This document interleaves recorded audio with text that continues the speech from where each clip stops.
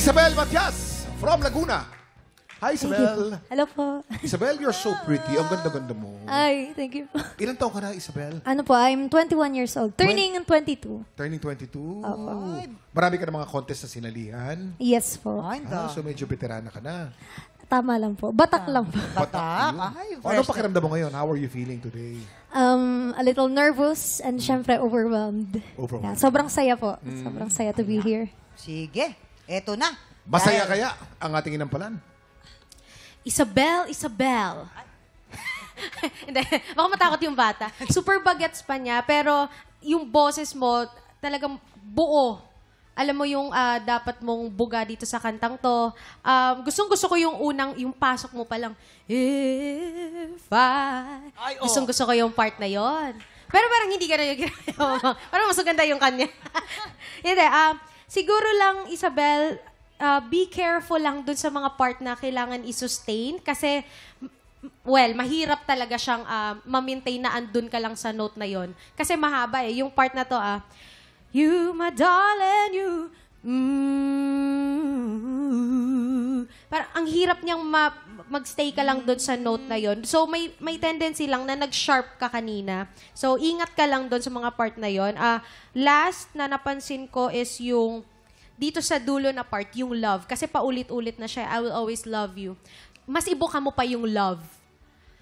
I will always love you. Huwag kang matakot na, love! Kasi kanina pigil kayo, love you.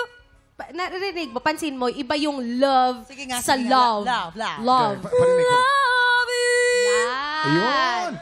Mas maganda ang buga, Kuya Kim. Mas malinaw sa amin. Ikaw, Mamang, gawin mo ngayon. May kasamang dila, Mama. Galing. Kaya lang, baka malunok ko kayong lahat. Yun, sa stage presence mo, very good ka doon. Nagustuhan ko yun. And yung mga kulot na ginawa mo. So, yun lang, Isabel. Hairdresser din siya. Hairdresser. Kulot. Kulot. Ay, iba yun. Wali. Kuya Kim, ito na. Naku, nangako na tayo nung last week. Sabi ko, Last na yun, Kuya Kim, Kuya Kim. Hi, Isabel. Masasabi ko, yung kanta na to, ano to eh, di ba? Whitney. So, Power Diva. Sa'yo, ginawa mong parang pop princess na version. So, Whitney Spears. Magiging Whitney Spears. Whitney Spears. Naging Whitney Spears. Ayan. So, na-enjoy ko yung contrast nun. For me, na-enjoy ko yung version mo. Siguro, lagyan ko lang din ng emphasis yung sinabi ni Hannah na yung sa mga pinoprolong na notes. Kung merong ibang singers na may tendency ma-flat, sa'yo yung naging tendency mo is ma-sharp. So, yun lang yung kailangan mong bantayan. Yun lang. Okay, Garrett, ikaw na. Gusto ko lang sabihin, napaka-bright ng boses mo, lalo na pag hinihit mo na yung mga high Gaano notes. ka bright? Mataas yung grades? Super bright.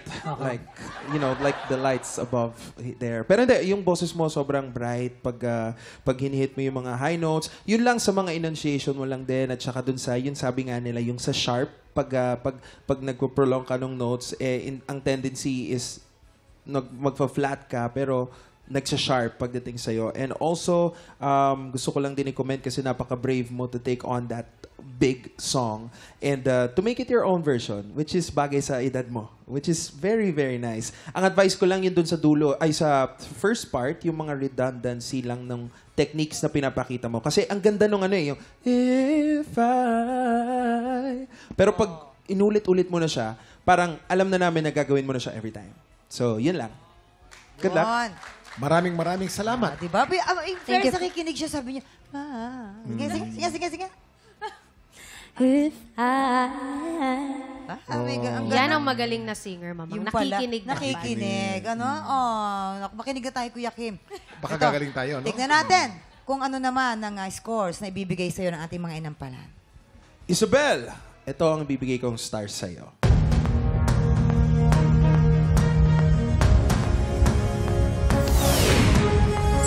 Four stars ang binigay ni Garrett.